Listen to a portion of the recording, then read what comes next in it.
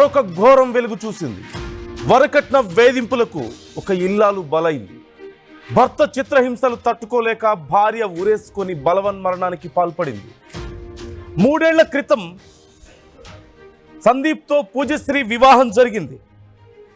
అయితే బ్యాంకులో క్యాషియర్గా పనిచేస్తుంది పూజశ్రీ.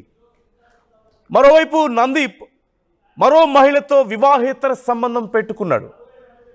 ఈ విషయంపై భార్య నిలదీయడంతో ఇక సమాధానం చెప్పలేక, ఎలా చెప్పాలో తెలియక భార్య మీద కోపం పెంచుకొని వరకట్నం పేరుతో టార్చర్ పెట్టడం మొదలుపెట్టాడు. పుట్టింటి నుంచి వచ్చినటువంటి కేవలం గంటలోనే అప్పటికే పుట్టింటికి వెళ్ళిపోయింది ఆ యువతి. అక్కడేదో పోలీసులు కేసు కూడా నమోదైంది, పోలీసులు కౌన్సిలింగ్ ఇచ్చారు. పుట్టింటి వాళ్ళు కూడా, ఆ యువతి పుట్టింటి వాళ్ళు కూడా ఈ విషయం గురించి మాట్లాడారు, అతనికి నచ్చజెప్పారు. తీరా పుట్టింటి నుంచి ఆ యువతి తిరిగి తన భర్త దగ్గరకు వచ్చినటువంటి కేవలం గంటలోనే పూజశ్రీ మృతదేహం కనిపించింది. పూజశ్రీని భర్తే హత్య చేశాడు అని తల్లిదండ్రులు ఆరోపిస్తున్నారు.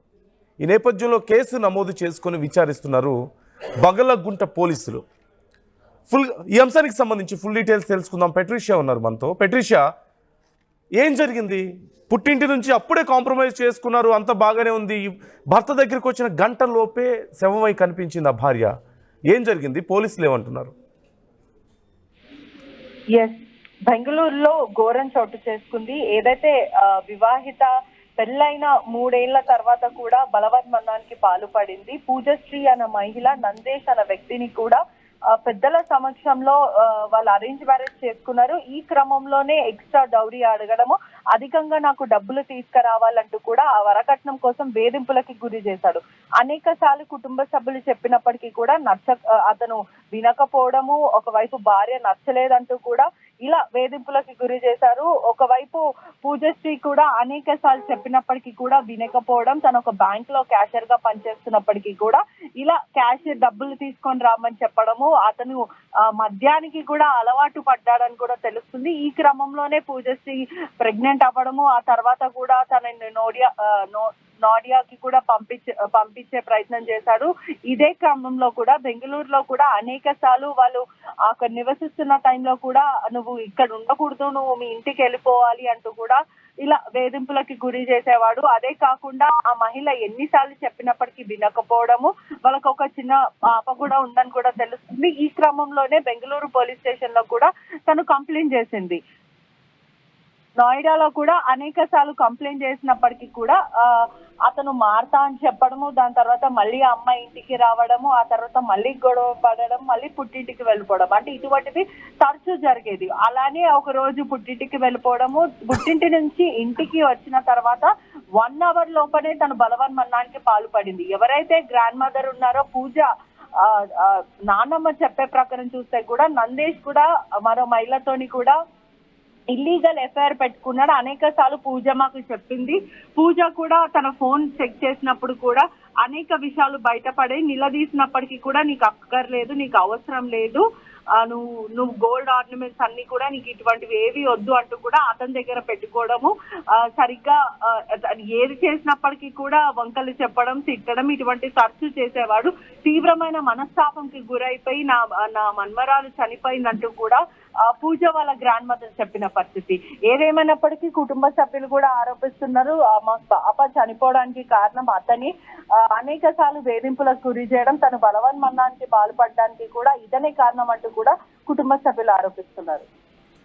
Right, thank you Patricia, thanks for the details.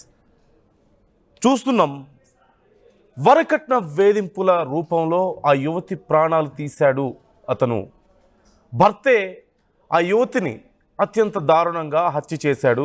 ఇది ఆత్మహత్యగా, బలవన్మరణంగా చిత్రీకరించే ప్రయత్నం చేస్తున్నాడు అనేది తల్లిదండ్రుల యొక్క ఆరోపణ. దీని గురించి విచారణ చేయాలంటూ వారు డిమాండ్ చేస్తున్నారు. తమ కూతురు ప్రాణాలు పోయినందుకు న్యాయం జరిగి తీరాలి అంటూ వాళ్ళు అడుగుతున్నారు. మేము చెప్తున్న వార్త కానీ, చూపిస్తున్నటువంటి విజువల్స్ కానీ కొంచెం చూడడానికి కఠినంగా ఉండొచ్చు, సున్నిత మనస్కులు గాయపడవచ్చు. యూస్ డిస్క్రిప్షన్ ఈజ్ అడ్వైజ్డ్, జాగ్రత్తలు తీసుకోవాలని ఆర్టీవీ మీకు సూచిస్తోంది. ఒకసారి అసలు జరిగినటువంటి ఈ స్టోరీని చూస్తే, క్లియర్గా చూస్తే, బ్యాంకులో క్యాషియర్గా పనిచేస్తుంది పూజశ్రీ. తన వయసు 28 ఏళ్ళు.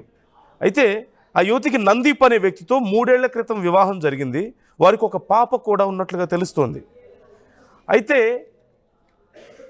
చాలా రోజుల పాటు బాగానే సాగినటువంటి వీరి వివాహంలో మరొక యువతి వల్ల సమస్యలు వచ్చాయంటూ చెప్తున్నారు.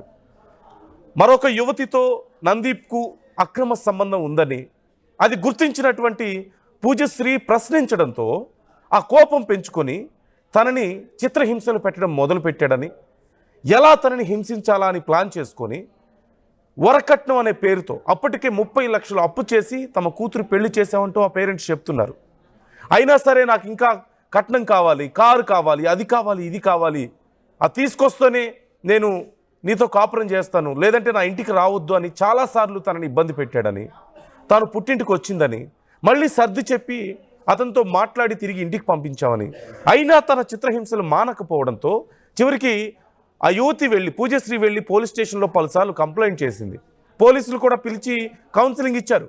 కానీ అతని పద్ధతి మారలేదు. ఇంకా ఎక్కువగా తనని మానసికంగా హింసించడం మొదలుపెట్టాడు. చివరికి తట్టుకోలేక పుట్టింటికి వెళ్ళిపోతే మళ్ళీ లేదు నేను బాగా చూసుకుంటానని వాళ్ళకి మాటిచ్చి ఇంటికి తీసుకొచ్చుకున్నాడు. కానీ ఇంటికి వచ్చిన గంటలోపే ఆ యువతి ఉరివేసుకొని బలవన్మరణానికి పాల్పడినట్లుగా కనిపించింది. విగత జీవై అక్కడ కనిపించింది. ఇప్పటి వరకు బాగానే ఉన్నాడు, కేవలం వెళ్ళిన గంటలోపే ఇలా ఎలా జరుగుతుంది?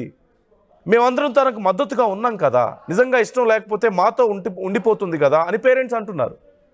ఖచ్చితంగా అతనే ఆ యువతిని దారుణంగా తన ప్రాణాలు తీసి ఇది ఒక బలవన్మరణంగా చిత్రీకరించే ప్రయత్నం చేస్తున్నాడు అని ఆ యువతి పేరెంట్స్ ఆరోపిస్తున్నారు. తమకు న్యాయం కావాలంటూ వారు డిమాండ్ చేస్తున్నారు. పోలీసులు కేసు నమోదు చేసుకొని దర్యాప్తు చేస్తున్నటువంటి పరిస్థితి. వారికి ఒక చిన్న పాప కూడా ఉంది కదా, ఒక చిన్న పాప. మరి ఇప్పుడు ఆ పాప పరిస్థితి ఏంటి? తన తండ్రే తన తల్లిని చంపేశాడు అంటూ బయట వాళ్ళు ఒకవేళ చెప్తే రేపు ఆ పాప పరిస్థితి ఏంటి? ఇప్పుడు ఏం చర్యలు తీసుకోబోతున్నారనేది కొంత చర్చనీయాంశంగా మారింది. ఈ కేసుకు సంబంధించి తల్లిదండ్రులు ఆందోళన వ్యక్తం చేస్తున్నారు, మాకు న్యాయం కావాలి అని. ఈ అంశం మీద మీ అభిప్రాయాలు ఎలా ఉన్నాయి? మీరేమనుకుంటున్నారు? నిజంగా భర్తే ఆ యువతి ప్రాణాలు తీశాడని మీరు కూడా అనుకుంటున్నారా? లేకపోతే ఆ చిత్రహింసలు భరించలేక ఆ యువతి ప్రాణాలు తీసుకుంది, బలవన్మరణానికి పాల్పడ్డారని మీరు అనుకుంటున్నారా? ఎలాంటి శిక్షలు వేయాలి? వరుసగా ఇలాంటి ఘటనలు చోటు చేసుకుంటూనే ఉన్నాయి. ఈ మధ్యకాలంలోని బెంగళూరులోనే చూసాం ఇలాగే వరకట్న వేధింపులకు ఒక ప్రెగ్నెంట్ విమెన్, అప్పటికే ప్రెగ్నెంట్ అయినటువంటి 7 నెలల ప్రెగ్నెంట్ బలవన్మరణానికి పాల్పడడం చూసాం. లేదంటే ఇలా అక్రమ సంబంధాలతో ఎన్నో కుటుంబాలు రోడ్డును పడుతున్నటువంటి పరిస్థితి మనం చూస్తున్నాం. What's your opinion on this? Comment చేయండి, మీ అభిప్రాయాలు మాతో పంచుకోండి.